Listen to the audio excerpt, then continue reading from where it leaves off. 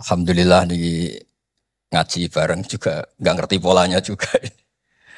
Ya, yang terhormat nih wonten Bapak Rektor, wonten Mas Zainul Masdi, wonten Ketua Badan Wakaf, Swarsono Muhammad sedanten saya hormati. Ini katanya untuk bahagia. Jadi saking pentingnya untuk bahagia itu sampai Allah itu kadang ngendikan hal yang nggak penting, tapi menjadi penting karena untuk bahagia. Jadi kalau Allah tanya Nabi Musa ketika ketemu dipanggil itu, wama tilka biyaminika ya Musa, yang kamu bawa itu apa? Padahal ketika dipanggil itu kagetnya bukan main. Misalnya pegawai UI dipanggil rektor itu kagetnya bukan main. Bawaannya rektor itu mesti nyalahkan. Mesti pikirannya orang itu mesti ketua badan wakaf ya sama. Mesti mau negur atau apalah. Nah, bawaan orang dipanggil atasan tuh grogi, maka Allah ngendikan yang rileks. Kamu bawa apa? Yang kamu pegang tangan kanan kamu itu apa? Masa Allah tanya sekedar gitu kan karuan. Wong kita manusia aja tahu yang dibawa Musa itu apa tong? Kok Allah malah tanya? Banyak analis, banyak mufassir, banyak ahli hakikat yang berpendapat Allah itu menghilangkan groginya Nabi Musa. Sehingga tanya yang ringan. Jadi saya mohon ini pimpinan di sini juga kalau tanya anak buah yang ringan-ringan. Wes sarapan. Oh. Jadi kalau sosokan disiplin itu bukan sunnatullah, saya jamin itu. Apalagi tanya saya, kenapa Gus terlambat? Mulai saya pulang gitu. Tuhan yang Tuhan saja sebaik itu kok rektor sama badan wakaf kok sekeras itu gitu. Jadi ini bukan gojlok supaya jadi orang yang dekat Allah gitu. Jadi ditanya, wa ma tilka biyaminika ya Musa? Kamu bawa apa ke sini? Yang di tangan kanan kamu itu apa? Nah, bisa jawabnya ya lucu ya sederhana. Ini tongkat Gusti. Tak pakai menggembala kambing, tak pakai ini itu. Bisa masih bilang dan lain-lain. Kayak laporan keuangan dulu. Kalau susah nerangkan itu dan lain. Terakhir ditutup waliya fiha ma'aribu ukhra dan masih ada lagi yang lain. Di depan Allah. Kamu lapor audit di badan wakaf. Diterima enggak laporan lain tadi? Ini teman saya lama ini. Saat di UI itu sudah lama, cuma inginnya dikenal Allah, tapi sekarang malah dikenal rektor. Aduh, repot aja. Saya dulu dari anak Profesor Zaini itu mulai 2000, tahun 2000. Dekat sekali dengan saya. Sering ke rumah saya, ke kontrakan saya, karena diskusi tafsir. Dan saya ikhlas sekali, tidak ingin dikenal rektor, badan wakaf siapapun. Karena keluarga saya itu, bapak saya itu wali. Jadi kalau wali itu kepinginnya dikenal Allah. Tahu-tahu diturunkan derajatnya, disuruh kenal rektor, kenal badan wakaf. Jadi ini ada pemakhlukan. Ya, ada pemakhlukan. Turun dulu baru naik. Iya. Jadi saya artinya gini, saya di sini itu sohibul bait. Jadi tadi Mas Majdi itu keliru kalau nanti saya ngisi. Saya ini sohibul bait, nanti yang ngisi ini. Maksudnya seperti itu maksudnya. Jadi, karena tuan rumahnya saya Pak Wardono. Nah, ini tamu ya. Tapi ternyata pemakhlukan itu penting. Di dalam ilmu tafsir, di antaranya itu dikenal namanya tanazzulatul maulah. Allah itu menurunkan martabatnya. Allah sebagai Tuhan tentu tidak pernah menghutang kita, tidak pernah merasa dikasih, karena semuanya itu milik Allah. Tapi Allah untuk memotivasi orang amal, itu ngendikan Allah, man dzalladzi yuqridu waha qardan hasana. Siapa yang mau menghutangi saya? Allah itu tentu tidak butuh hutang kita, karena kan semua milik kita itu milik Allah. Tapi supaya orang termotivasi amal, merasa superior, merasa heroik, saya mau menghutangi Allah, saya mau menolong Allah. Padahal Allah huwan nasir, Allah ni'mal maula wa ni'man nasir. Tapi Allah mengistilahkan dirinya intan suruwaha. Jika kalian menolong Allah. Wahal yahtaju ilan nasri, tentu tidak, Allah tidak butuh pertolongan kita. Tapi itu tanazzul. Allah yang Tuhan saja menurunkan derajatnya untuk komunikasi dengan manusia. Artinya kalau saya makomnya sudah fana, kenal Allah, saya juga ikhlas turun derajat kenal rektor gitu. Jadi itu insya Allah tidak masalah. Gitu. Ben sampean pernah dengar ilmu hakikat itu memang gitu. Jadi saya ini memang sudah sering cerita ke Pak Fajar, Pak Sadeli, Pak Junaid. Saya ini sudah daftar, ingin jadi resi lah. Saya sudah nggak pernah keluar-keluar, saya di rumah ngaji. Tapi ngaji kalau ngaji terus ya. Saya belum pernah enggak ngaji. Satu hari minimal ngaji 4 kali. Ngaji fikih yang saya sering itu fikih, karena Mbah Bahasa emang ahli usul fikih. Dulu pertama Profesor Zaini melibatkan saya ini cerita ke Mas Majdi itu gara-gara beliau itu profesornya itu sastra, adab, di Al-Azhar itu adab. Iya, Zaini. Orang tua dari rektor. Eh, Nah, karena jurusannya ada, beliau memang pakarnya kalau menghaluskan bahasa. Tapi masalahnya di Quran kan banyak fikih juga, dan beliau cari ahli fikih. Singkat cerita, entah gimana ceritanya, Allah yang mempertemukan ketemu saya. Nah, kenapa kita butuh fikih, tidak sekedar kesusastraan atau ilmu adab? Karena ada tafsir atau fikih dalam Quran yang mau tidak mau harus difikihkan. Misalnya begini. Wa antasma'u bainal ukhtain. Kamu tidak boleh menikahi sekaligus mbak dan adiknya atau adiknya dan mbaknya. Jika Anda berpikir Quran itu hanya Quran, maka berarti apa boleh menikahi misalnya Sri dengan buliknya, Sri dengan budenya. Padahal tidak boleh juga. Tapi faktanya Quran hanya ngendikan wa antasma'u bainal ukhtain. Sebab itu zaman Rasulullah SAW sugeng itu nambahi wala binal mar'ati wa ammatiha wala binal mar'ati wa kholatiha. Juga tidak boleh menikahi Sri dan budenya atau Sri dan buliknya. Dan kebetulan Nabi itu tidak menambahkan wala binal mar'ati wa jaddatiha. Karena kayaknya itu nggak usah dilarang ya sudah lucu aja gitu. Masa kamu nikahi perempuan umur 17 terus minat mbahnya umur 70. Lah itu kalau sampai butuh dilarang ya Anda perlu berobat itu. Tapi kalau bule kan kadang masih menarik. Orang-orang kayak gini itu misalnya nikah umur 17, bulenya cantik umur 30, minat enggak? Jadi artinya butuh dilarang untuk enggak minat tuh butuh dilarang. Tapi kalau mbah Kok ditakok? nah ngono kok ditakon. Ini pakarnya. Ini tetangga saya orang Bojonegoro. Dulu benderanya Profesor Jenny juga. Artinya andai kan tidak ada usul fikih ini mimbabi itlaqil ba'di wa iradatil qaul. Meskipun usul fikih itu yang menginduk ilmu balaghah, ilmu ini itu. Jadi Allah menyebut benal ukhtain artinya diganti benal mahromain. Jadi ukhtain itu ibaratun atau itlaqul ba'di yaitu ukhtain mewakili kata mahromain. Dua perempuan yang punya hubungan mahram tidak boleh dinikah bersamaan untuk orang-orang yang poligami. Ini penting supaya semua tafsir juga gitu. Lafat-lafat yang ada mahdhufnya. Itu kita jaga. Baik itu secara keilmuan maupun secara fikih. Keilmuan misalnya begini. Orang yang dilaknati Allah, mala'anahu wa ghadiba alaihi. Di antaranya diteruskan wa ja'ala minhumul qiradata wal khanazira wa abadatahu. Lalu misalnya secara penelitian tidak pernah ada makhluk manusia yang dulu jadi kera. Tapi melihat ayat itu seakan-akan itu pernah ada periode atau kejadian di mana manusia itu dirubah jadi kera. Wa ja'ala minhumul qiradata. Mau tidak mau kita butuh perangkat ilmu lain yang namanya balaghah. Itu orang Jawa, itu kalau dilangkai kakinya itu hanya bilang kayak kera. Orang nggak sopan tuh katanya kayak kera. Tapi kalau dilangkai kepalanya langsung oh dasar ketek itu, dasar kera itu. Artinya dalam ilmu tasbih, kalau kemiripannya itu biasa, itu masih disebut ka, seperti. Tapi kalau mirip banget, perilakunya itu kafnya dibuang. Sehingga orang yang tuli banget terhadap kebenaran, Allah bilang sumum bukmun omyun. Orang kafir itu sumun, tuli misalnya. Bukmun ada bisu. Padahal faktanya mereka bisa mendengar, bisa ngomong, bisa bicara. Tapi saking tidak pernahnya mau mendengar kebenaran, di redakseknya sumun, bukan kasumi tapi sumun. Begitu juga di bab madh memuji. Kalau orang agak ganteng, mungkin saya kalau muji Mas Masdi hanya kalkomar. Muji Pak Rektor paling ya kalkomar. Tapi kalau muji Nabi langsung komarun.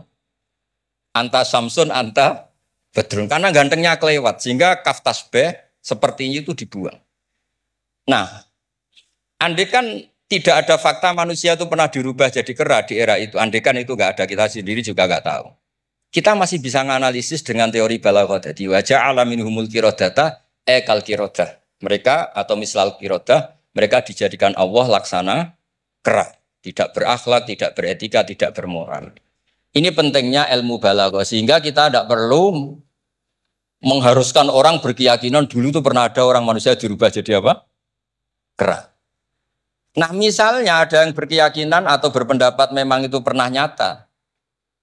Itu ngendikannya Rasulullah kemudian itu dihilangkan. Hanya hidup 3 hari kemudian hilang sehingga nggak punya turunan. Jadi pilihan-pilihan dalam tafsir itu 1 tentu riwayat, 2 itu analisis balaghah. Nah, analisis fikih itu tidak kalah penting karena konstruksi Quran itu ada fikih yang sudah mapan. Seorang lagi ada fikih yang sudah nopo mapan. Ketika Nabi Lut itu menyesali kaumnya itu lesbi dan gay, kelainan seksual. Itu Nabi Lut ngendikan haula ibanati hunna adharulakum. Kalau kamu ingin menyalurkan kebutuhan biologis Anda, ini ada anak-anak putri kami, hunna adharulakum. Itu lebih suci bagi kalian.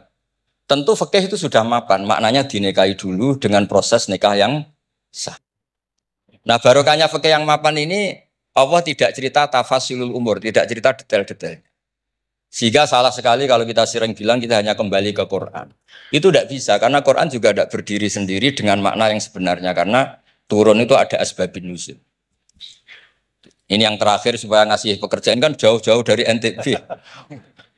Ya kan bisa dimanfaatkan secara baik dan benar. Saya bulbet. Nah, enggak, ini bukan guyon, tapi memang betul harus begitu memang. Mau enggak mau. Sumpah misalnya. Orang itu kalau ditagih hutang atau ditegur itu masih ya besok saya bayar. Ditagih lagi kayak gak percaya, wawahi besok saya bayar. Jadi kata wawahi itu mesti menunjukkan emosi, tersinggung, sumpah. Sehingga suatu saat ada seorang khotib ini ngendikan, fawarobbis sama iwal ardi innahu lahakum mislama annakum tantikun. Demi Tuhannya langit dan bumi. Itu si Bedui, ada orang Arabi, orang desa. Langsung menyelasi Pak Khotib tadi. Pak Khotib, mangdalladzi akhdhafal jalil hatta aljahu ilal yamin. Siapa yang bikin murka Allah sehingga Allah terpaksa sumpah. Semenjak itu jadi ilmu, kalau Allah memulai redaksi dengan sumpah, dengan qasam, pasti Allah tersinggung. Jika lafat-lafat yang dimulai wan naziatil kharqa atau dimulai wasamsi wa duhaha, mesti terusannya itu Allah agak marah. Karena di mana-mana orang sumpah itu menjelaskan sama yang agak tidak percaya. Itu dzauqul arabi, itu adzauqus salim. Nah, begitu seterusnya. Kemudian masalah wasfiyah ismiyah. Saya dulu sering debat sama Profesor Zaini. Kan misalnya kiai-kiai di Jawa, umumnya kalau maknani min alakin itu segumpal darah. Lalu orang-orang yang nekuni embriologi itu tidak pernah ada segumpal darah. Kalau segumpal darah malah jadi kluron. Macam-macam. Katanya Quran itu mesti benar ini ada segumpal darah. Kata saya segumpal darah itu bahasa Indonesia, Quran itu bahasa Arab. Tidak akan ada itu di Quran, kata saya. Tapi ada yang bilang segumpal darah ya, tetap aja itu enggak Quran. Yang Qurannya min alakin, segumpal darah itu bahasa Indonesia. Quran tidak ada yang bahasa Indonesia, kata saya. Nah, tapi itu bisa dianalisis pakai balaghah atau pakai teori madatul kalimah. Min alakin itu dari kata aliko ya'liku alakon, sesuatu yang menempel. Jadi kalau di proses embriologi, misalnya ada apa yang menempel dalam ilmu itu, yaitu yang jadi rahim, jadi anak. Atau pakai ilmu balaghah, min alakin tetap maknanya segumpal darah, tapi maknanya itu tangkis atau tahkir. Manusia itu sombong. Padahal materinya sama yang sekarang jadi sama dengan materi yang sekarang jadi segumpal darah. Yaitu kita yang seperti ini materinya ya sperma, segumpal darah yang seperti itu juga materinya sperma. Kok kamu sombong? Wong materi kamu sama dengan materi min alakin. Itu persis dengan adatul Arab kalau sedang mencibir orang yang sombong. Itu kalau orang Arab bilang antal ladzi kharasta min makhrajil bauli marratan, kata orang Arab. Kamu adalah manusia yang keluar dari jalannya kencing 2 kali. Keluar dari penis lelaki ya lewat jalur kencing, keluar dari ibunya juga lewat jalur kencing. Supaya orang enggak sombong itu orang Arab bilang antal ladzi kharasta min makhrajil bauli marratan. Nah, min alakin itu dalam konteks itu karena begitu angkuhnya Abu Jahal, begitu angkuhnya kafir-kafir Quraisy, sampai diingatkan Allah ulang, kamu ini materinya min alakin, sejenis itu mbok yo jangan yatho. Buktinya terusannya ayat kalla innal insana layatgha, manusia itu sungguh. Nggih niki pun deal nggih, jenengan harus sepakat saya ini Soebul Bet sama Pak Warsono sama Pak Rektor, ini tamu yang diundang untuk ceramah tafsir. Kalau ndak berarti asawa wa rasulullah. Nggih monggo Mas Wasti jenengan. Mohon sing suwi. Terima kasih Gus. Jadi nanti kita balikin lagi ke Gus Baha ya. Tapi Gus, jadi begini, tadi beliau menyampaikan kan beliau ini min sulalatil aulia ya. Jadi kakek beliau itu adalah para aulia. Jadi aulia itu muhimmahnya itu adalah dikenal Allah gitu ya. Nah, kemudian beliau bilang bahwa tapi takdirnya sekarang masuk UI ini pengen dikenal Allah malah justru turun jadi dikenal rektor katanya. Tapi Gus itu menurut saya ya, jadi kalau kita bertarekat nih, nah kan sering ya ketika misalnya kita bicara tentang tarekat ya. Tarekat itu dimaknakan taroki ya. Taroki artinya naik gitu, jalan naik gitu ya. Akhir zaman nih, Gus Baha ya dan bapak-bapak ibu, mungkin kita perlu juga bertarekat dalam makna tadani ya, turun. Jadi tarekat bukan hanya jalan naik tapi juga jalan turun. Karena bagi orang di akhir zaman ini kalau hanya tahu jalan naik dan tidak tahu jalan turun itu repot. Ya. Apalagi Pak Rektor dengan Kepala Badan Wakaf ya. Atau para pejabat gitu ya. Tahu jalan naik saja tapi nggak tahu jalan turun gitu ya. Jadi kalau belajar tarekat hanya ingin jalan naik gitu tapi nggak pernah belajar jalan turun, itu biasanya dekat-dekat turun tuh galau. Ya. Ya, jadi galau bingung gitu gimana cara turunnya gitu ya. Dan memang dulu saya pernah naik Gunung Rinjani juga ya Gus ya, waktu masih mu'alimin dulu, masih sanawiyah aliyah, itu saya rasakan betul gitu bahwa naik gunung itu menantang, ya sangat menantang. Bahkan Gunung Rinjani itu ada masa di mana di tengah-tengah itu ada namanya Bukit Penyesalan gitu. Kenapa Bukit Penyesalan? Ya udah nyesel di situ gitu. Mau balik udah jauh, mau terusin juga masih jauh sekali gitu di depannya. Itu Bukit Penyesalan, baina-baina. Tapi ternyata turunnya itu jauh lebih berat. Jadi kalau kita naik itu kan mengandalkan kekuatan otot ya, keluarkan energi untuk menggerakkan. Kalau turun itu kita menggunakan energi untuk menahan dan itu jauh lebih berat. Ya, jadi menahan pada saat turun itu jauh lebih berat daripada ketika menanjak ya. Dan ya pada waktu itu ya saya kena musibahnya pada saat turun gitu ya. Jadi artinya memang bahwa dalam kehidupan ini kita belajar naik dan juga belajar turun. Jadi tarakat itu taroki wa tadani gitu ya.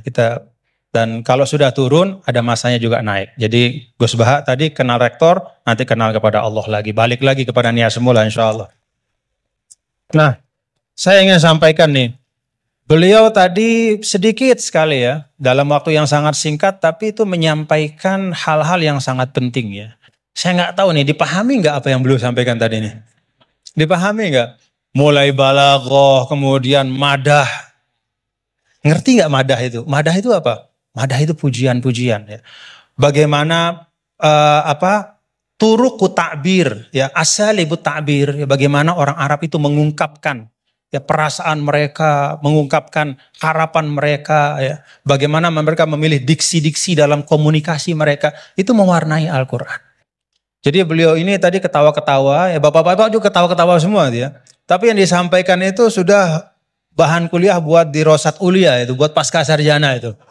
Ya, jadi alhamdulillah. Nah, silahkan nanti dielaborasi masing-masing.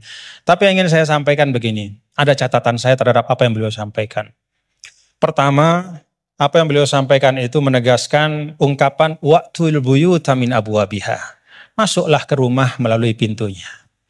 Kalau kita ingin belajar Al-Quran itu ada jalannya, ada pintunya. Tadi beliau sudah sampaikan, ada tafsir Al-Quran bil Quran, ada riwayat, kumpulan riwayat ya. Bahkan Al-Quran juga menegaskan sebagian satu sama lain itu saling memperkuat, saling membantu. Jadi kalau kita misalnya bertanya-tanya, وَمَنْ أَعْرَضَ عَنْ ذِكْرِي فَإِنَّ لَهُ مَعِيشَةً ضَنْكَا وَنَحْشُرُهُ يَوْمَ الْقِيَامَةِ أَعْمَى. Kata zikri itu maksudnya apa gitu? Karena kata zikr itu kan dalam Al-Quran luas ya. Apakah zikr itu adalah zikrullah? Subhanallah, alhamdulillah, wa la ilaha illallah. Sehingga ayat itu artinya siapa saja yang berpaling dari mengingat Allah, maka hidupnya akan menjadi sempit, akan sumpek, akan resah. Atau zikri di situ maknanya adalah Al-Quran. Ya. Sehingga artinya adalah barang siapa yang memalingkan dirinya dari pesan-pesan Al-Quran, maka hidupnya akan disorientasi. Bagaimana kita mengambil pilihan di antara dua makna? Nah, kita lihat. Qala rabbi lima hasyartani amma wa qad kuntu basira qala kadzalika atatka ayatuna fanasitaha wa kadzalikal yauma tunsa. Lalu orang itu mengatakan di akhirat, Ya Allah, bagaimana mungkin kok saya dibangkitkan dalam keadaan buta, padahal di dunia saya melihat. Kemudian Allah mengatakan, qala kadzalika, itu balasan yang setimpal, atatka ayatuna fanasitaha. Telah datang kepadamu ayat-ayat kami, lalu kau lupakan. Nah, dari ayat ini, maka ulama menafsirkan kata zikri. Oh, yang dimaksudkan dengan zikri itu adalah ayatuna, yaitu Al-Quran. Nah, ini yang disebut dengan Al-Quran yufassiru ba'duhu ba'duhu. Dia saling menafsirkan. Baik itu penafsirannya datang segera setelahnya, ataupun di ayat-ayat yang lain. Seperti yang Al-Mukarram Ki Haji Bahauddin sampaikan. Ada yang di bagian yang lain, baik itu secara nas, secara sharih, ataupun secara dilalah, secara tunjukkan isyarat. Ketika misalnya Nabi Adam alaihissalam, Allah Ta'ala sampaikan apa? Fatalaqa Adam min rabbih kalimat. Allah Ta'ala memberikan, Adam menerima dari Tuhannya kalimat. Fataba alaih. Dengan sebab kalimat yang dia ucapkan itu, Allah ampuni dosanya, kekeliruannya. Apa kalimat itu? Oh, ada di ayat yang lain. Rabbana zalamna anfusana wa illam taghfir lana wa tarhamna lanakunanna minal khasirin. Itu pintu memahami Al-Quran. Tadi Gus Bah bilang sampaikan, ada pintunya. Baik itu pintunya adalah riwayat-riwayat dari Al-Quran, dari hadis juga beliau sampaikan tadi. Al-Quran gak dibiarkan sendiri oleh Rasul, tapi didatangkan hadis untuk menyempurnakan.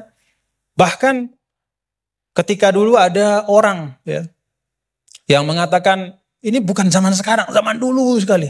Ba'das sahabah, zaman tabi'it tabi'in. Saya lupa, mungkin Gus Bah yang ingat riwayatnya secara persis. Ada yang datang kalau tidak salah kepada Al-A'mash. Seorang imam besar namanya Al-A'mash.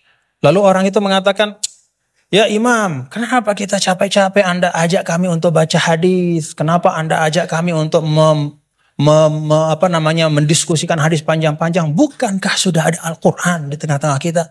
Ngapain lagi? Apa kata Amash? Ya ahmaq. Pak, atajidu, apakah kamu temukan dalam Al-Quran itu ada sholat 5 waktu secara terperinci? Gak ada. Nabilah yang menegakkan amanah untuk menjelaskan. Sholat 5 waktu itu kayak apa? Banyak rakaatnya seperti apa? Waktunya gimana? Kaifiyatnya seperti apa? Bahkan sebelum sholatnya pun Nabi ajarkan. Isbagul wudu'nya kayak apa? Bahkan tidak hanya yang wajib-wajib dalam wudu. Madmadoh istinsyaknya pun. Kumur-kumurnya masukin air ke hidung. Semua diajarkan sama Nabi. Maka Amash mengatakan, dari sisi ini Al-Quran lebih butuh kepada hadis daripada hadis kepada Al-Quran. Dari sisi bahwa hadis itu menguraikan, menjelaskan, dan menyempurnakan, menambahkan, melengkapi, bahkan yang tidak ada di Al-Quran. Nah, itu pintu memahami Al-Quran. Karena itu tidak boleh dan tidak ada istilahnya namanya Ahlul Quran dalam makna bahwa hanya mau Quran saja. Gak mau tahu apa kata hadis. Itu gak ada istilah dalam Islam. Ilmu yang muktabar selalu Al-Quran bersama dengan hadis Rasulullah SAW. Lalu yang kedua pintunya apa? Ya asbabun nuzul. Tadi juga disinggung selintas oleh guru kita. Bahwa ada sebab-sebab dari turunnya Al-Quran. Ayat-ayat Al-Quran. Yang kalau sebab ini gak difahami, bisa saja ya dalam beberapa kasus orang salah paham. Dan itu kejadian. Kejadiannya bahkan sekali lagi bukan hari ini, bukan kemarin. Tapi dulu pada masa orang-orangnya itu masih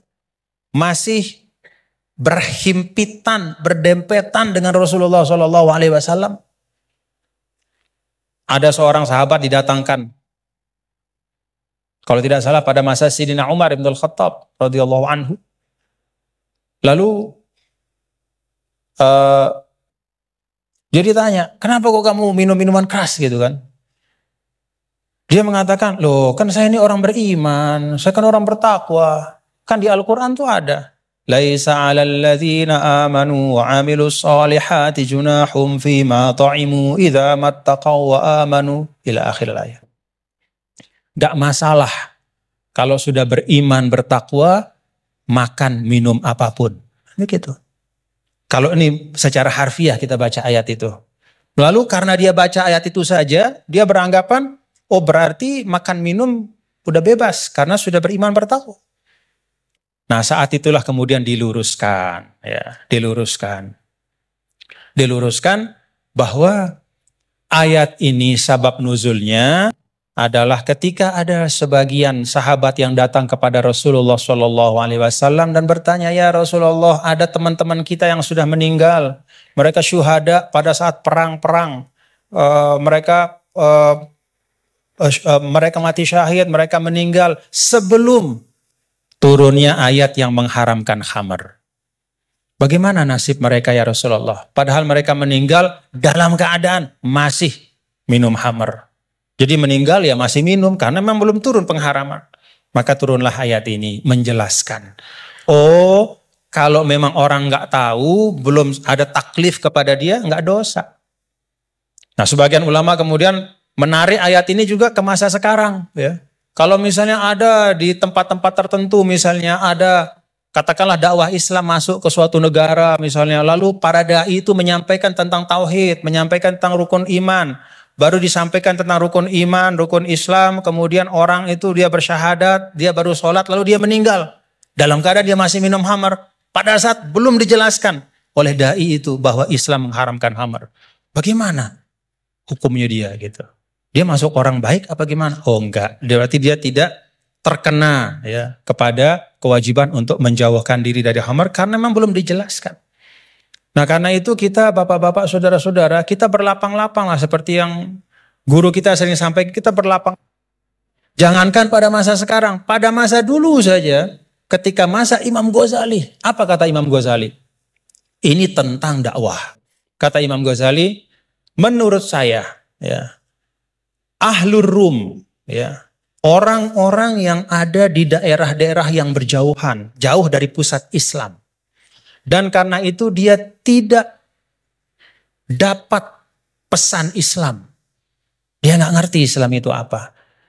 Atau Islam itu sampai tapi fi wajhin musyawash. Bentuknya udah nggak benar. Ya. Disinformasi tentang Islam. Maka kata Imam Ghazali, orang itu menurut saya hukum mereka adalah sama seperti hukum ahlul fatrah. Jadi nggak bisa kita mengatakan misalnya orang, mohon maaf, orang di belahan dunia Skandinavia misalnya di negara-negara yang jauh gitu. Kemudian kita hukumkan, wah mereka itu adalah orang kafir. Mereka itu mukhallat finnar. Belum tentu. Kecuali setelah kita pastikan bahwa cahaya Islam sudah sampai dalam bentuk yang sebenarnya dan mereka menolak dengan kesadaran. Itu namanya kufur. Al-juhud, menolak dengan kesadaran. Kalau sesuatu itu nggak sampai, dia mau nolak apa? Atau kalau sesuatu itu sampai tidak dalam bentuk yang benar, dia nggak salah kalau nolak. Misalnya hari-hari dia dapat berita Islam agama teroris. Misalnya nih dari medianya. Itu aja yang dia konsumsi. Kita nggak punya dai ke sana. Karena nggak ada kita yang menguasai bahasa Skandinavia misalnya. Nggak ada yang ngerti bahasa Finland. Maka kita nggak pergi ke sana. Kita di sini saja di Indonesia. Lalu kita hukumkan orang di sana di mana-mana.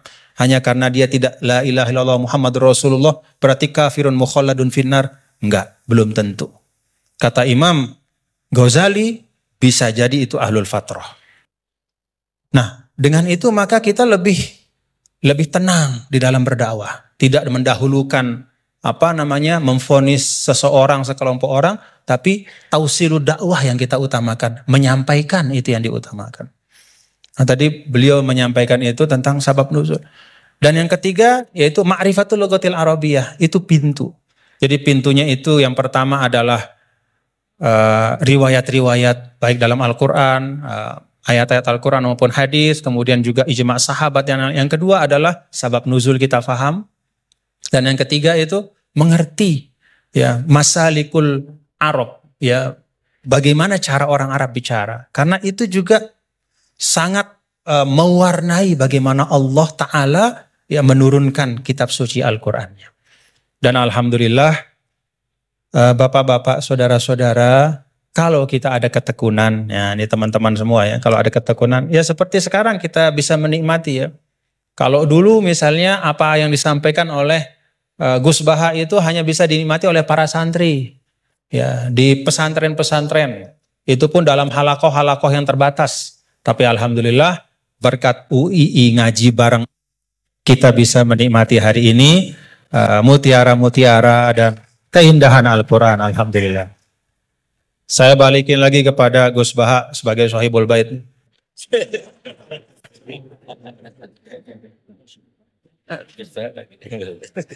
Bismillahirrahmanirrahim, meneruskan konstruksi ayat ya. Misalnya begini, Anda jangan langsung menyalahkan Nabi Adam. Saya ini sering kampanye untuk membela Nabi Adam.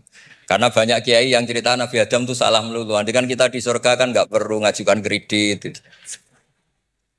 Nggak perlu punya istri cantik yang minta ke mall. Karena kelebihannya bidadari itu cantik, nggak minta belanja. Sudah gitu di madu juga nggak protes. Tapi kalau di dunia itu sudah minta belanja di madu, protes.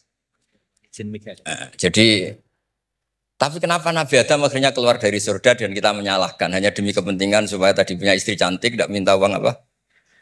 Belanja dan boleh dipoligami mau maksudnya. Di konstruksi ayat itu tidak ditampakkan, tapi semua ahli tafsir tahu. Misalnya fadallahuma bihurur. Setan menipu Adam dan Hawa dengan curang. Hurur itu nipu. Jadi kalau ngaji nipu itu mulai dulu itu ya gurunya setan itu. Jadi Nabi Adam itu di surga dengan penuh limpahan anugerah. Buah apa saja ada, makanan apa saja ada, enggak bayar. Tempat mewah leg juga enggak bayar. Kalau Anda di hotel leg sedikit aja bayarnya minta ampun. Akhirnya setan tuh pura-pura nangis. Nangis terseduh-seduh. Akhirnya Nabi Adam menghampiri. Kenapa kamu nangis? Saya ini iba sama kamu, kasihan. Nikmat yang begini nikmat. Pada akhirnya Anda ini mati. Karena Anda manusia, pasti mati. Kasihan sudah senikmat ini kemudian Anda mati. Pura-pura nangis. Jadi lama ya nangis, acting itu. Akhirnya Nabi Adam tanya, lalu solusinya gimana? Terus setan tinggal numpangi. Hal adulluka ala syajaratil khuldi wa mulkil layabla. Kamu mau tak kasih vitamin, makan pohon khuldi. Nanti kalau kamu makan itu terus abadi. Jadi terus setan, Nabi Adam mulai ragu ya, tapi Allah melarang. Melarang saya makan pohon khuldi itu, syajaratul khuldi itu. Kamu tidak usah cari tafsirnya. Itu anggur, apa ketela. Apa duren, itu namanya orang kurang penggawean itu gak penting. Ketika Allah tidak menjelaskan detail itu berarti detailnya itu tidak penting. Kamu sok penting nyari itu apa itu. Allah saja tidak menjelaskan, kok kamu yang manusia mau menjelaskan. Akhirnya Nabi Adam tanya, apa betul Allah itu melarang saya makan itu? Terus Allah cerita, wa qasamahuma inni lakuma laminan nasihin. Terus setan itu cerita, demi Allah saya tahu info terbaru bahwa sekarang nggak apa-apa. Jadi hukum terbaru itu. Singkat cerita Nabi Adam makan. Ketika makan, berarti setan salah karena menipu Nabi Adam, Adam salah karena makan pohon khuldi tadi. Apa yang terjadi? Allah manggil Nabi Adam. Adam, kenapa kamu makan itu? Bukankah pohon-pohon yang lain, buah-buah yang lain itu cukup? Kenapa kamu makan yang salah orang itu? Terus jawab Nabi Adam ini yang unik, yang kita harus bela Nabi Adam ila yaumil qiyamah. Wa izzatika ya Rabbi ma adzunnu anna ahadan yahlifu bika kadiban. Demi kehormatanmu ya Allah, ketika engkau disebut oleh setan, saya tidak pernah mengira ada orang berani mencatut nama engkau, kemudian dia bohong. Loh, ini contohnya Pak Fajar ini. Sama temannya yang paling sering bohong itu dia nggak percaya, tapi meskipun sering bohong kalau dipanggil Pak Rektor, ngecek ulang apa enggak? Kalau kalimatnya dipanggil Pak Rektor, pasti nggak ngecek ulang. Meskipun teman yang sering bohong, pasti langsung nyari Pak Rektor. Saya misalnya sebagai murid Mbah Maimun, punya teman yang sering bohong sekalipun, terus bilang, Gus dipanggil Mbah Maimun, pastilah langsung ke sana. Karena disebut nama itu, orang sudah tidak berpikir jelimet. Ketika engkau disebut ya Allah, saya tidak pernah ngira ada orang mencatat nama engkau, kemudian dia bohong. Sehingga Allah itu haru sama Nabi Adam. Makanya Nabi Adam itu diusir. Ini meneruskan ayat yang dibaca Mas Majid tadi. Diusir tapi disangoni. Dam, secara prosedur hukum, kamu harus saya usir karena kamu melanggar.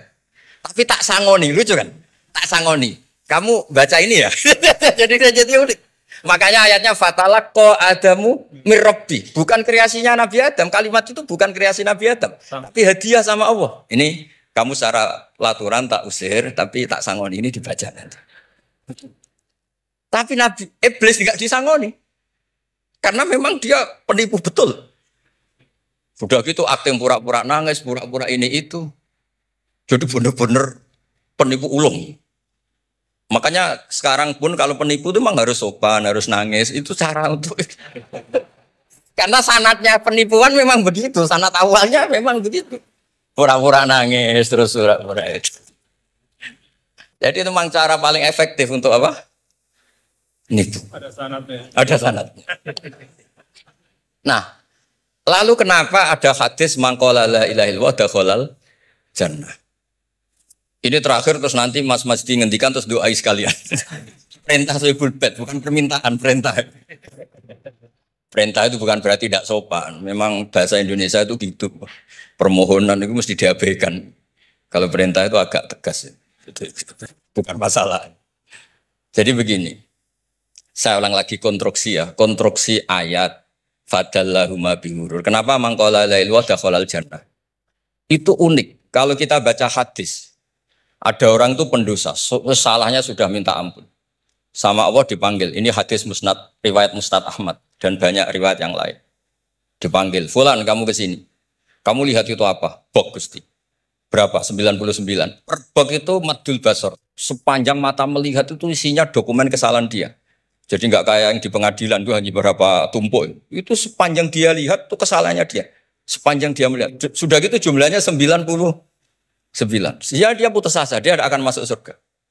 Kemudian sama Allah, sudah kamu tenang saja. Diambilkan bok kecil sekali, paling sak bok jam tangannya. Dah, innaka lan tuzlamal yaum, kamu tidak akan terdolimi. Kenapa Gusti? Ini kamu punya kebaikan ini kecil sekali.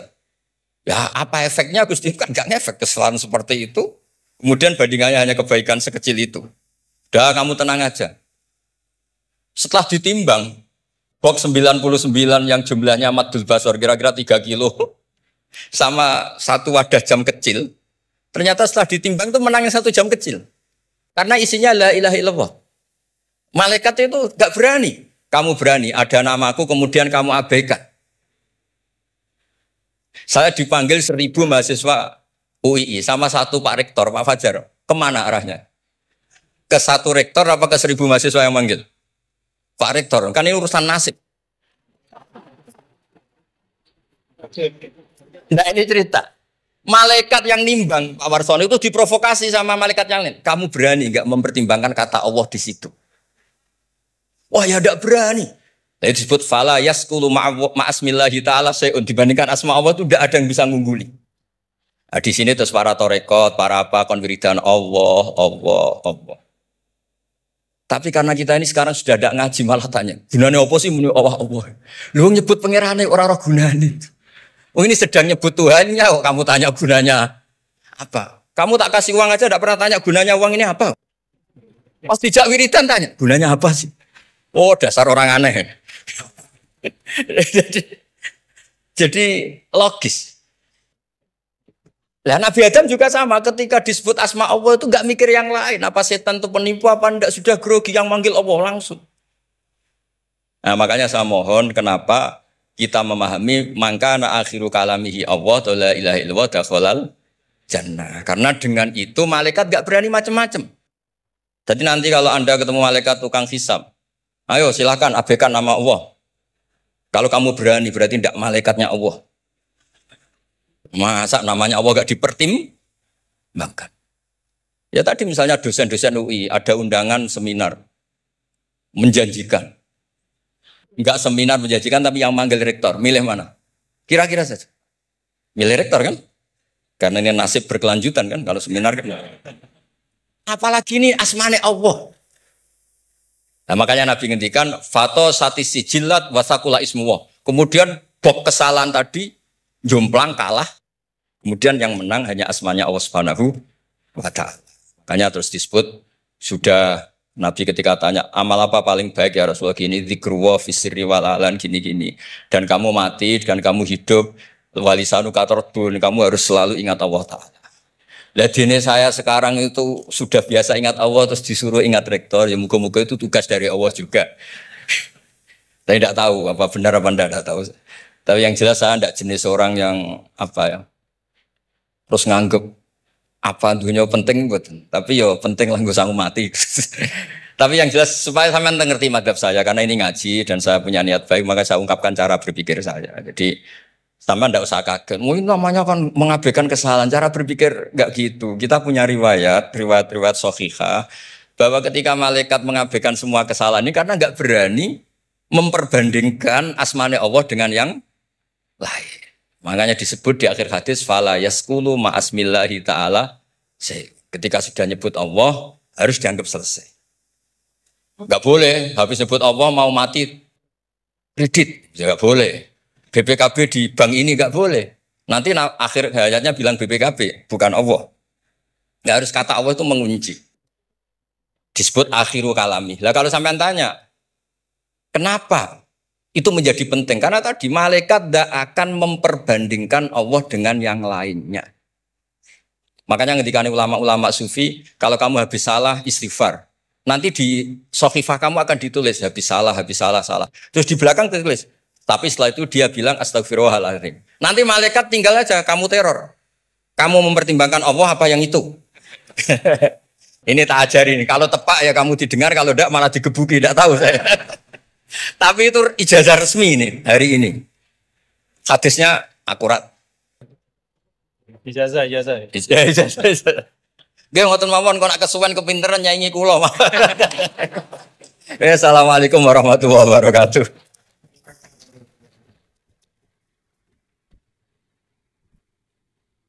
Terima kasih karena saya diminta untuk mengakhiri, ya saya ingin menyampaikan dua hal saja. Pertama, saya garis bawahi yang beliau sampaikan baru, bahwa kalau Allah tidak berrepot-repot ya dan tidak mendetil-detilkan sesuatu, ya berarti itu tidak terlalu perlulah ya. Jadi jangan kita sok merepot-repotkan diri ya mendetil-detilkan sesuatu yang Allah Ta'ala justru tidak detilkan.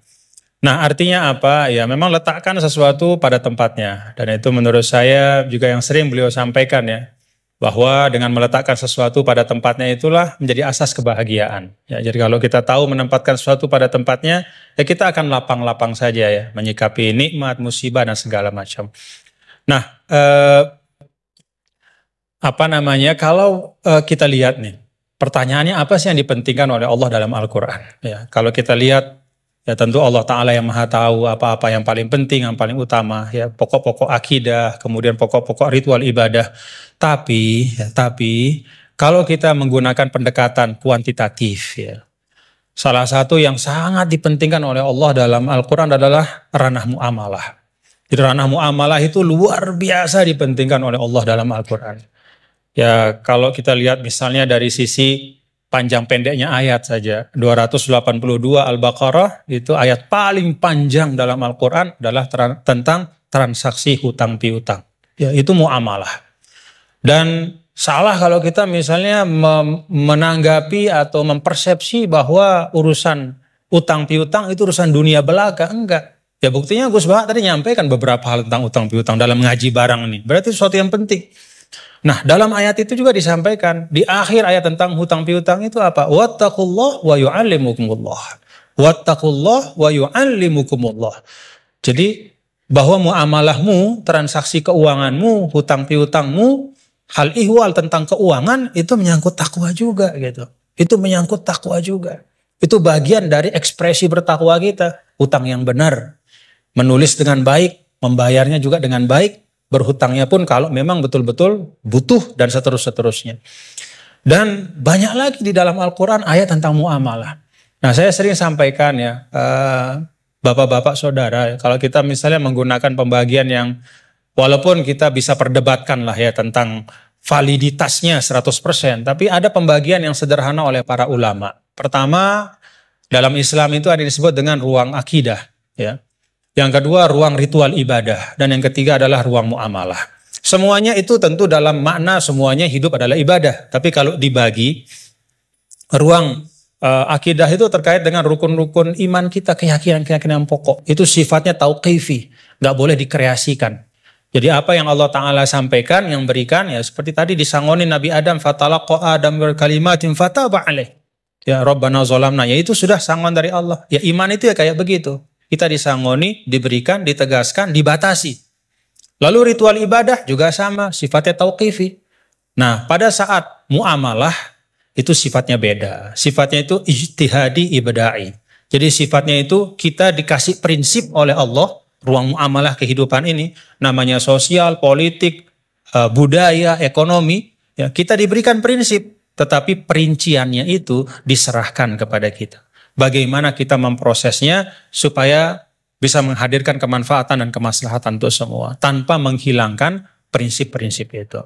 Nah, jadi kalau kita dalam konteks misalnya yang beliau sampaikan tadi, ya semua hal-hal yang ada ini selain daripada akidah dan ritual ibadah itu kan muamalah. Maka prinsipnya adalah kita saling melengkapi gitu. Dan saling mengisi dalam kebaikan. Nah, kemudian yang kedua, yang terakhir, ulama juga mengatakan begini. Ketika kita belajar Al-Quran, maka kita juga belajar tentang lawazimul makna atau lawazimul faham. Ada satu kefahaman dari ayat.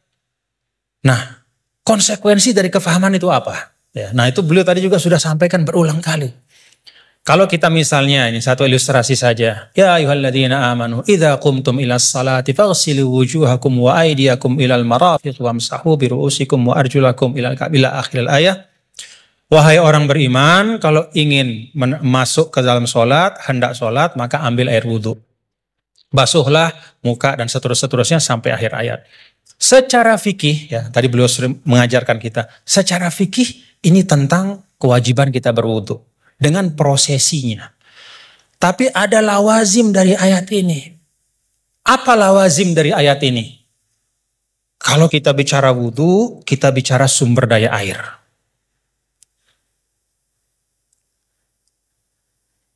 Kita bicara tentang wudhu, kita bicara tentang ekosistem kehidupan. Gak ada wudhu tanpa air. Kalau wudhu tanpa air, tayamum namanya. Gak ada wudhu tanpa air. Maka apa arti lawazim dari ayat ini? Jaga sumber daya air itu. Kalau dalam konteks misalnya pasal 33 Undang-Undang Dasar 1945, apa kata sumber daya alam dan semua yang menyangkut hajat hidup orang banyak dikuasai oleh negara, itu juga bagian dari lawazim makna ayat ini. Dalam arti apa? Negara, kita semua secara kolektif, ayo kita jaga sumber daya air, tidak boleh dimiliki hanya oleh sekelompok kecil saja, sehingga orang kesulitan untuk memanfaatkannya. Dan pada ujungnya jangan-jangan nanti bisa orang kesulitan untuk menegakkan sholat karena nggak bisa wudhu. Karena sumber daya air itu dikooptasi oleh kelompok tertentu misalnya. Itu lawazimul ayat. Ketika Allah Ta'ala misalnya, ya ayyuhalladzina amanu idza nudiya lis-salati min yaumil jumu'ati fas'au ila dzikrillah wa dzarul bai'. Wahai orang-orang beriman, kalau udah waktunya Jumatan itu maka segera datang ke masjid, tinggalkan perdagangan. Apa lawazim dari ayat ini? Kata para ulama, lawazim dari ayat ini adalah ya bahwa Allah tidak akan bicara tentang perdagangan. Allah tidak berbicara tentang sesuatu yang penting, ya, yang bisa mengalihkan ya, seseorang dari ibadah. Ya, kan di sini diletakkan orang kalau terlalu cinta berdagang, ya, maka dia nggak mau ninggalin bisnisnya untuk sholat gitu. Karena time is money. Bagi dia 5 menit. Ketika sholat itu kalau udah transaksi entah berapa duit misalnya gitu.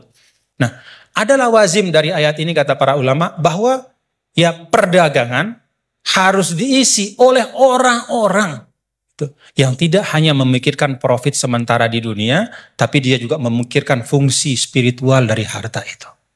Siapa itu? Ya orang beriman. Dengan kata lain ya orang Islam disuruh untuk aktif dalam berdagang.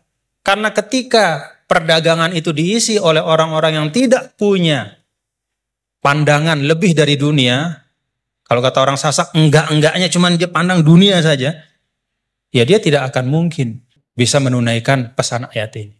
Jadi ayat ini bisa ditunaikan pesannya adalah oleh orang-orang yang ketika dia hidup di dunia, beraktivitas di ekonomi, ya membangun kapital, membangun bisnis, tapi pada saat yang sama dia juga meletakkan itu semua menjadi bagian dari ibadahnya kepada Allah. Jadi ayatnya tentang ibadah sholat Jumat, tapi pesannya di sana adalah isi ruang bisnis itu, ikhtiarkan supaya ruang-ruang ekonomi itu terisi oleh orang-orang yang ngerti bahwa dunia ini adalah jalan untuk mencari kebahagiaan yang lebih hakiki, yaitu di sisi Allah Ta'ala. Jadi itu dua hal yang mungkin saya ambil dari beliau tadi. Kita pentingkan apa yang memang penting. Dan yang kedua, kita pahami ayat itu tidak hanya dari sisi teksnya, tapi dari konsekuensi-konsekuensinya di dalam kehidupan kita. Terakhir bicara tentang sanad. Nah, saya ada satu hal, kalau saya pertama kali saya ketemu sama Gus Baha, ya, melihat beliau, ya. Ada nggak bapak-bapak, saudara-saudara melihat dari beliau yang beda? Ciri khasnya.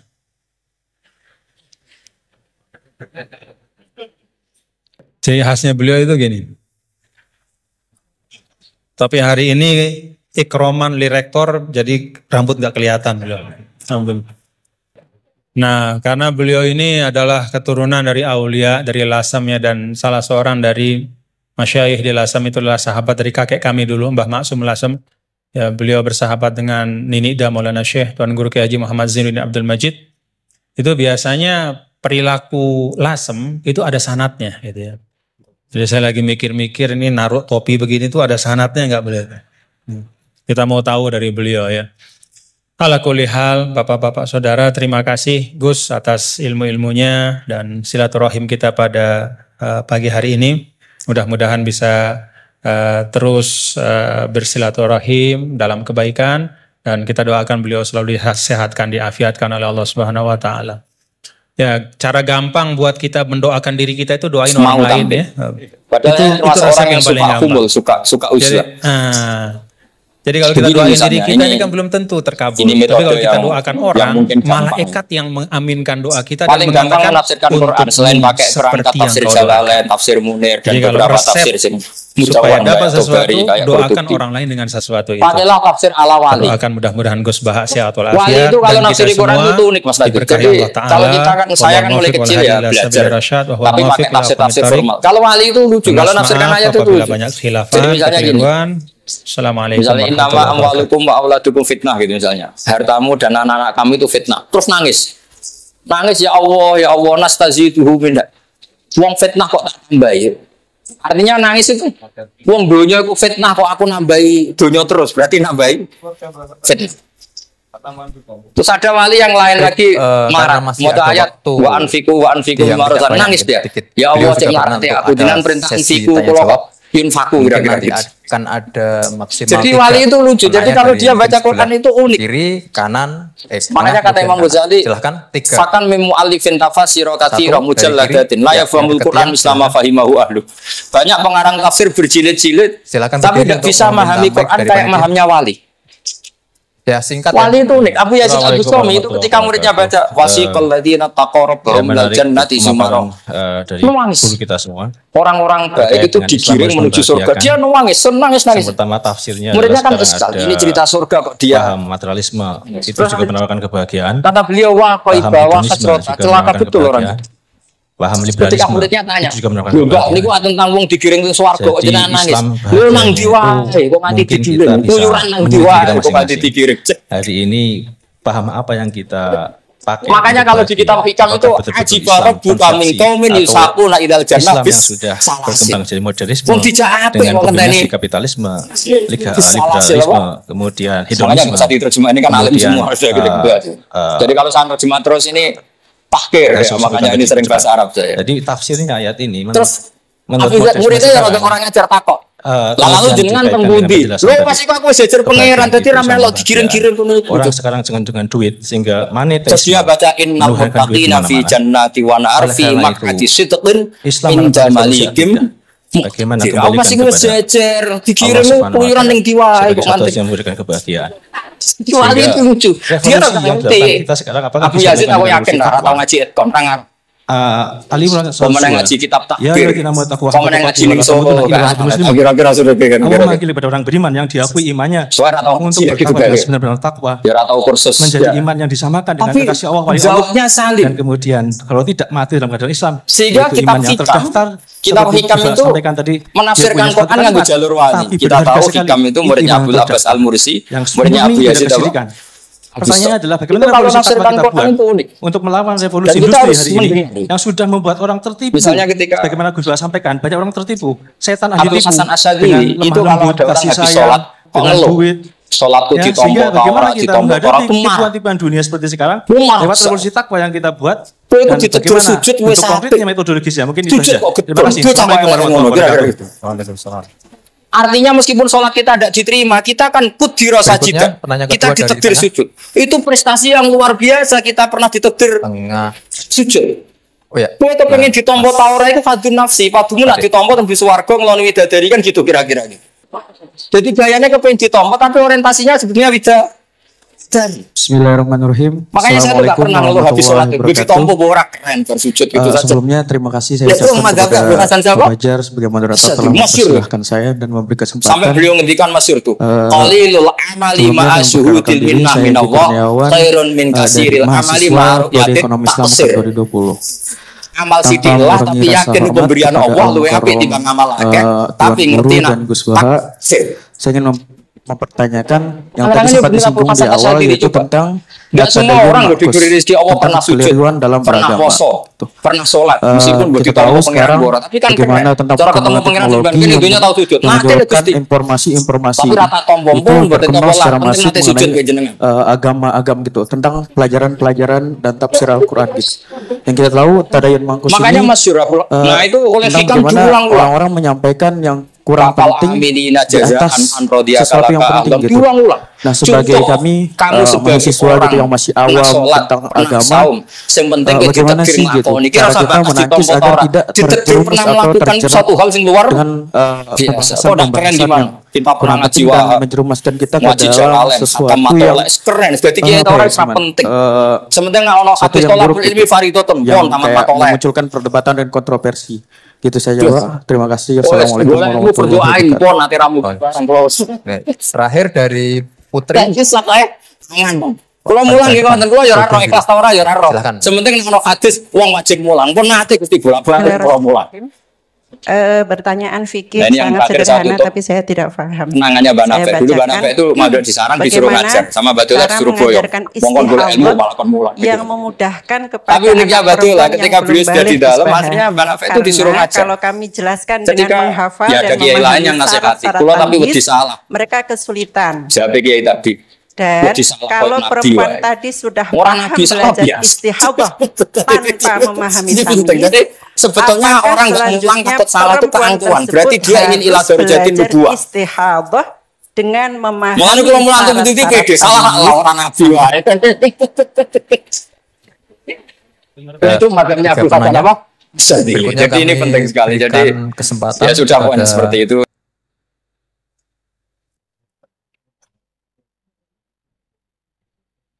kepada Gus Baha untuk menjawab.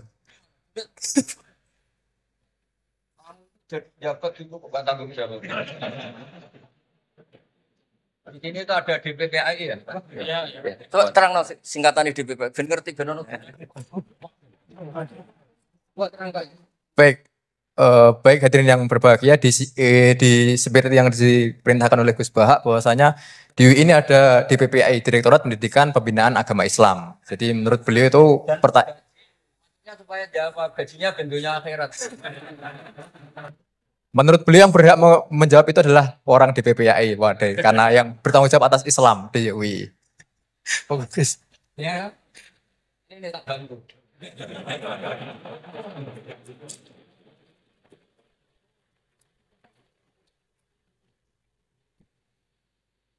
Jadi harusnya kan sudah tugas, mandat, ada SK-nya, ada fasilitasnya. Kalau gaji itu kayaknya kasar fasilitasnya. Jadi harusnya yang jawab itu ya ketua DPPA, iya. Tapi sudahlah karena saya ini orang baik tak tolong.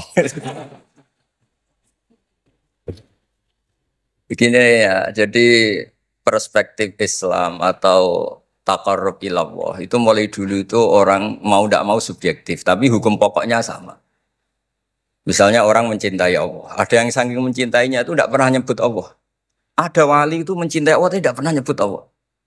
Karena dia takut ini nama sakral, jangan-jangan dilecehkan.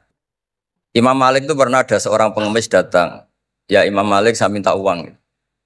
Imam Malik jawabnya itu, saya tidak punya uang, baru tidak bawa uang, juga tidak punya uang. Kamu besok ke rumah saya atau nanti ke rumah saya, tak kasih uang. Terus diberi nasihat sama temannya.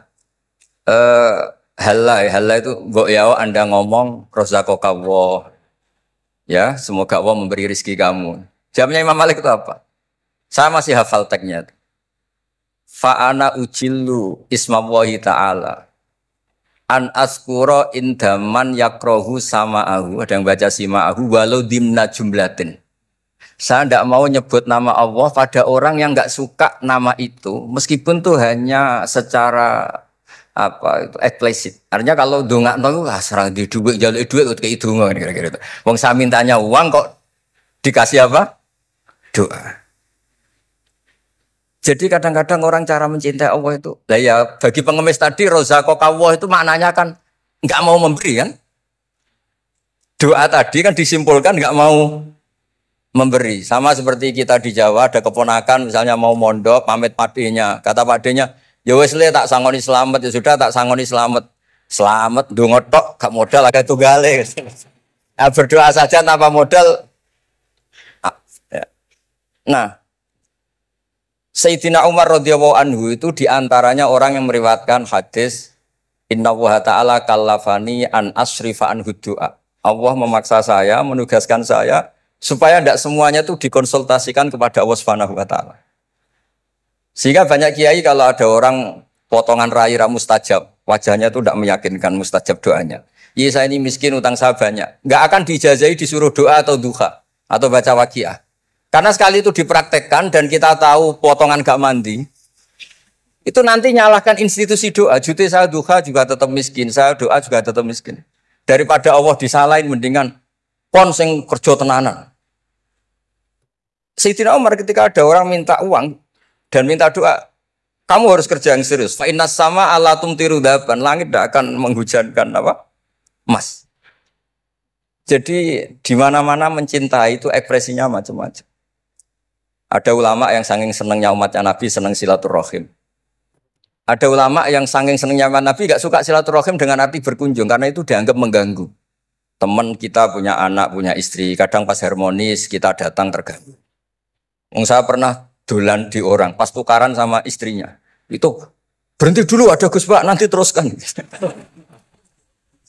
Ternyata orang tengkar itu diganggu juga gak suka. Jadi tiket, cek, ono Gus Pak, kok terus no. Jadi ternyata orang bertengkar juga gak mau diganggu. Setelah itu tak tanya, tadi diteruskan tengkar aja, materinya lupa. Materi untuk nyerang istrinya lupa. Nah begitu juga zaman Rasulullah SAW. Banyak sahabat yang saking senengnya Nabi sering sowan istifadah. Ada yang saking senengnya Nabi nggak sowan, takut ganggu. Nabi punya keluarga, punya anak, punya istri. Ada yang saking senengnya Nabi, kalau ketemu Nabi itu melihat wajahnya sampai dia tahu detail wajah Nabi kayak apa, rambutnya kayak apa. Ada juga yang sama sekali ditanya, sifli wajah Rasulullah, tolong ceritakan ke saya wajah Nabi itu kayak apa. Saya tidak pernah melihat wajahnya Nabi. Loh, Anda ini sahabat masa tidak melihat wajahnya Nabi? Ijlalan rasa kalau ketemu beliau itu hormat sekali sampai gak berani menatap mukanya. Sama-sama seneng, tapi ekspresinya beda. Saya kalau ngaji usul fikih di pondok saya sering cerita, fal yukrim doifahu, fal yukrim jarohu itu Islam hanya memerintahkan ikram, memuliakan. Tapi prakteknya beda-beda. Di kampung kamu ketemu tetangga, tidak tanya itu sombong. Tapi kalau di kota ketemu tetangga tanya, namanya kepo. Dianggap ganggu privasi. Sama-sama maknanya ikram. Ibnu Abbas itu kalau sholat cepatnya bukan main. Katanya seneng Allah, munajat lah kok seneng cepat, berarti gak begitu seneng. Tapi Ibnu Abbas kebalik cara tanya. Kenapa kamu kalau sholat cepat? Setan nata-nata mau goda saya, ternyata saya selesai, jadi kecelik dia. itu juga ilmu. Ya artinya cara itu tidak usah distandarkan gitu ya. Monggo lah, sementing ada sanatnya. Ada apa? Ada sanatnya. Ya saya seperti datang ke sini itu mungkin bagi Anda bagus. Wah Gus Pak kersorawo alhamdulillah. Jari santriku, waduh gak ngaji meneh diganggu wong UII. Jadi Anda statusnya bagi saya pengganggu. Nah, itu juga yang terjadi di tafsir. Wasab'atin idza raja'tum. Ada pelanggaran tertentu di puasa, itu kafarohnya itu fasyamu salasati ayamin fil haji wasab'atin idza raja'tum. 7 ketika kamu pulang. Itu kata Abu Hanifah, 7 hari ini boleh dilakukan di kawasan Mekah. Asal selesai haji sudah. Tapi bagi Imam Syafi'i pulang itu harus sudah sampai rumah. Sekarang saya beri pertanyaan. Ketika Pak Fajar ini acara selesai, terus dia pamit saya pulang. Gus saya tak pulang. Bagi saya dia sudah pulang meskipun masih di jalan. Tapi bagi istrinya istilah pulang kalau sudah sampai rumah. Lalu idza raja'tum itu pulang itu menurut siapa? Mas Majdi nanti ketika sudah pamit di bandara kita bilang sudah apa? Pulang. Tapi kata istrinya belum. Sama-sama istilahnya wasafatin idza raja'tum.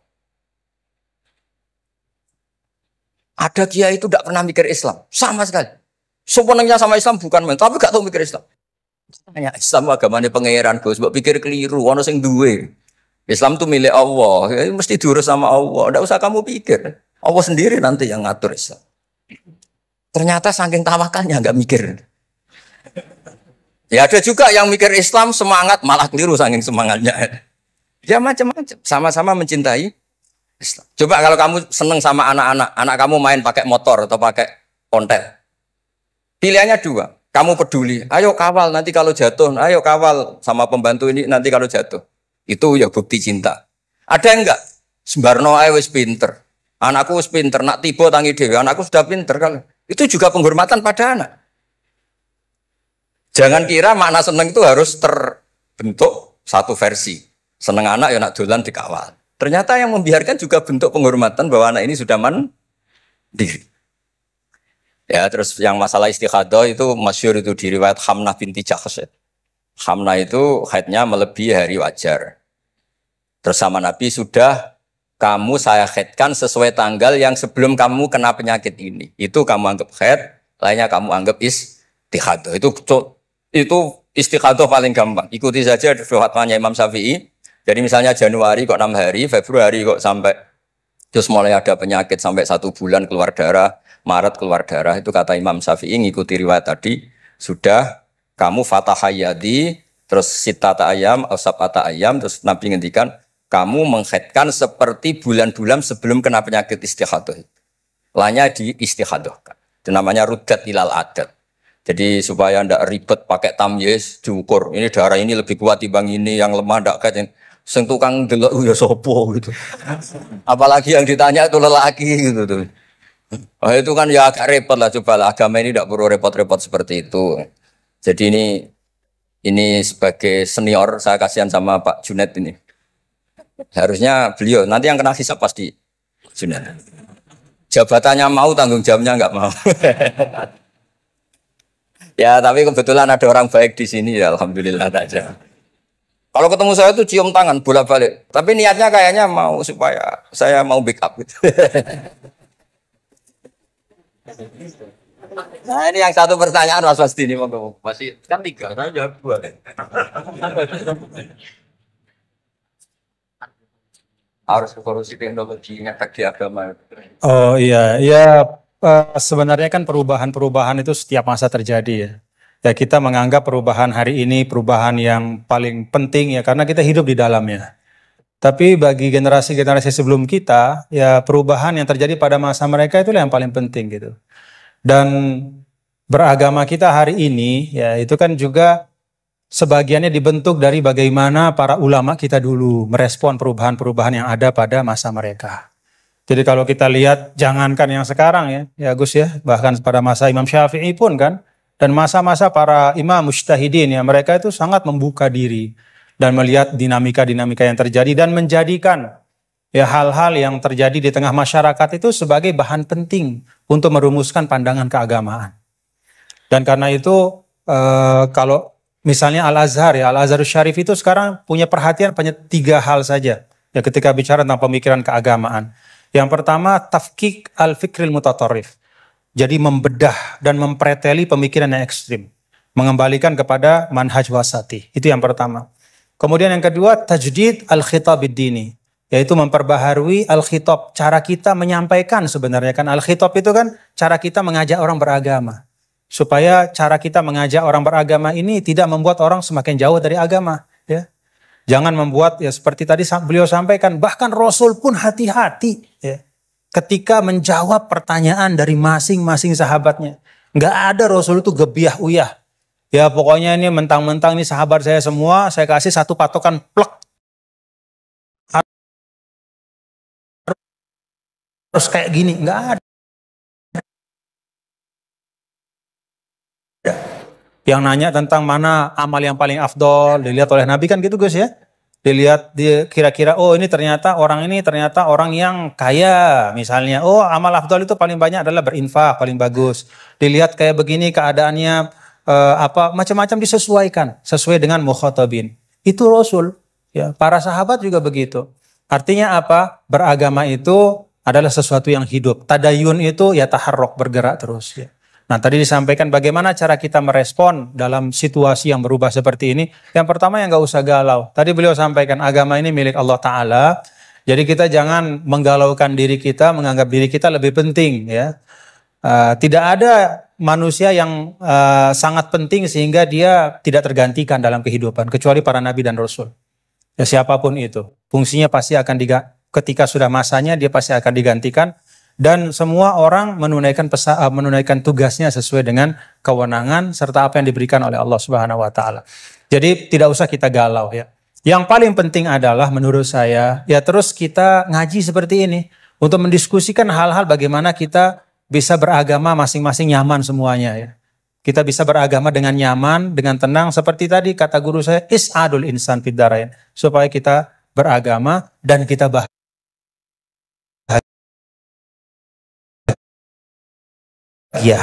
ya, beragama bahagia ya, dan itu memang pesan dari Islam. Adapun isme yang disampaikan tadi yaitu ijtihad manusia saja. Ya hari ini kita kan begini, umur biologis kita kan pendek, 60-70 tahun. Maka isme-isme yang tumbuh berkembang di tengah-tengah kita hari ini kita anggap sebagai sesuatu yang sangat penting, ya, sesuatu yang merupakan pencapaian luar biasa hebatnya. Tapi kalau kita letakkan diri kita di dalam spektrum sejarah yang panjang, maka itu hanya bagian dari ijtihad yang manusia. Ya.